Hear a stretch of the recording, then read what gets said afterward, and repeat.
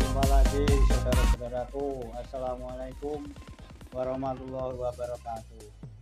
Kupu-kupu yang berterbangan di halaman rumah kita, dari satu kembang ke kembang yang lain, atau hingga di perdu-perdu, di kebun di samping rumah kita, atau di taman-taman di tempat tetangga kita. Berwarna-warni, ada yang kuning totol-totol hitam, ada yang hijau yang bercampur kuning bulunya, atau yang serba coklat. Kupu-kupu ini sering nempel di pohon-pohon pisang, khususnya di daun yang kering. Ada lagi kupu-kupu yang amat besar, yang di bulunya itu ada seperti mata, itu namanya kupu-kupu gajah. Kupu-kupu ini bisa lestari kalau kita menjaga alam lingkungan kita. Apabila banyak kupu-kupu setelah hujan turun atau pagi-pagi sekali ketika matahari terbit berterbangan ke sana kemari, itu menandakan bahwa habitat kupu-kupu yang ada di sekitar kita ini masih bagus dan ini perlu kita lestarikan. Kupu-kupu mengandung makna lain apabila itu masuk ke rumah kita. Saat ketika kita kecil, suatu saat ada kupu-kupu yang hinggap di dinding rumah. Kupu-kupu tersebut warnanya hijau. Kemudian orang tua mengatakan itu adalah pertanda bahwa di rumah kita akan kedatangan seorang tamu. Waktu itu ketika masih kecil tidak berpikir apa-apa, apa ya benar kupu-kupu ini pertanda kalau rumah kita akan kedatangan seorang tamu. Entah itu tamu dekat atau tamu jauh, tapi biasanya tamu yang amat jauh dan jarang sekali bertemu dengan kita. Singkat cerita, mitos ini banyak sekali berseliweran di masyarakat kita. Masih ada yang percaya, istilahnya gugon tuhun. Tapi kalau anak-anak sekarang, generasi milenial yang selalu berinteraksi dengan HP, dengan komputer atau dengan motor, dengan teknologi sekarang, sudah sangat jarang mempercayai hal tersebut. Tapi ini hanya sekedar kilas balik bahwa ternyata kupu-kupu menurut legenda, menurut mitos, apabila kupu-kupu ini masuk ke dalam rumah, percaya tidak percaya, kita tinggal melihat dari bulu kupu-kupu tersebut. Percaya atau tidak percaya, kenyataannya seperti itu.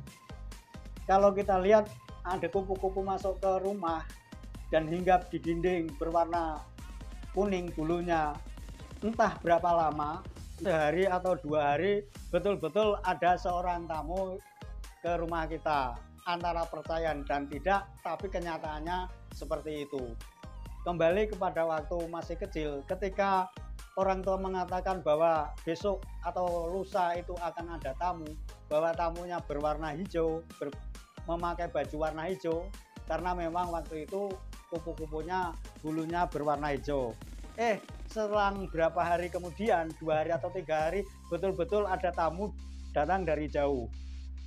Jadi saya berpikir, apa benar apabila ada kupu-kupu masuk ke rumah kita, itu menandakan sebagai pertanda bahwa kita akan kedatangan seorang tamu.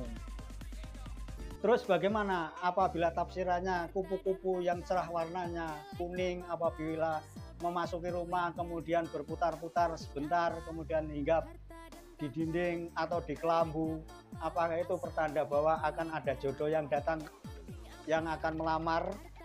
Apabila teman-teman itu seorang cewek, wau alam, karena ini gugon tuhun, percaya atau tidak percaya, karena semua itu Tuhan yang mengaturnya. Ini hanya kepercayaan dari mulut ke mulut yang ada di sekitar masyarakat.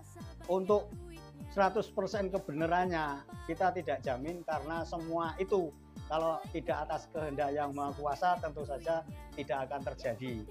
Khususnya apabila teman-teman cewek yang ada di rumah itu kedatangan seekor kupu-kupu atau rama-rama yang amat cantik berputar-putar di dalam rumah.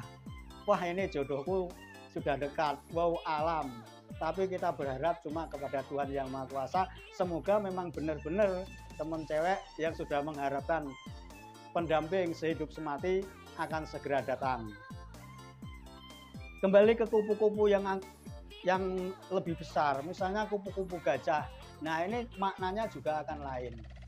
Makna besar. Jadi kupu-kupu yang besar seperti kupu gajah itu menandakan bahwa akan ada perkara atau peristiwa atau berita yang belum pernah kita dengar, yang kemudian akan datang entah berapa hari kemudian, cepat atau lambat kita akan mendengar kabar seseorang atau kabar suatu peristiwa yang akan kita dengar beberapa hari kemudian.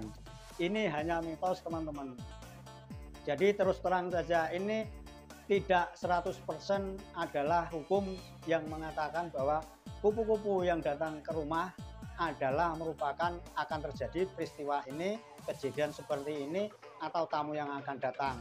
Ini hanya gugon tuhun, hanya berita dari satu mulut ke mulut yang lain, yang sebaiknya memang kita sebagai hiburan saja, sebagai pelipur lara, karena memang cerita-cerita ini sudah ada dari sejak nenek moyang kita.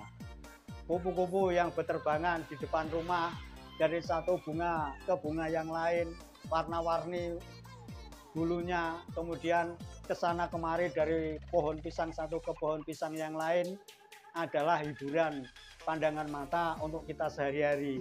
Jadi dengan mitos yang digandengkan di depan tadi, sebaiknya kita mesti kritisi dengan sebaik-baiknya. Jangan begitu percaya karena ini hanya mitos. Apabila terjadi betul-betul kejadiannya seperti yang saya ceritakan di depan tadi, itu anggap saja anugerah dari Tuhan Yang Maha Kuasa. Sedikit masalah kupu-kupu yang datang ke rumah dengan bulu yang berwarna-warni, yang menandakan orang biasa mengatakan bahwa itu akan ada tamu yang datang, akan ada orang yang membayar hutang mungkin, atau ada orang yang akan menyampaikan suatu berita yang kita harus tahu dari berita itu, entah dari saudara atau dari kerabat yang jauh maupun yang dekat. Begitulah sedikit masalah bahasan tentang kupu-kupu antara mitos dan kenyataan. 100% kita harus percaya kepada Tuhan karena semua itu adalah Dia yang mengaturnya. Antara benar dan tidak, wallahu alam, saya serahkan kepada teman-teman dan saudara-saudara semua. Tetap kita harus jaga lingkungan kita supaya kupu-kupu akan tetap bertebarangan setiap hari, setiap pagi di depan rumah kita dan menjadi pandangan yang indah dalam mata kita. Terima kasih. Awal sampai akhir ada kekurangannya, mohon maaf. Sampai jumpa.